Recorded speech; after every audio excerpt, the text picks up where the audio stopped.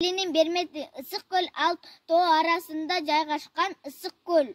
Deniz dengelinden 6123 metr büyük yerde jayгашкан анын аянтын 6124 çarşı kilometrede түзөт.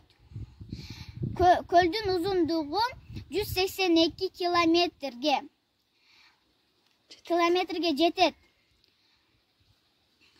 Турасы 60 kilometrге барабар. Issıkkөл 80ден ашык агын суу келип кошулат. Көлгө 16 түрлүү келген куштар учуп келишет. Issıkkөл жай мезгилинде мейлүү, абасы таза,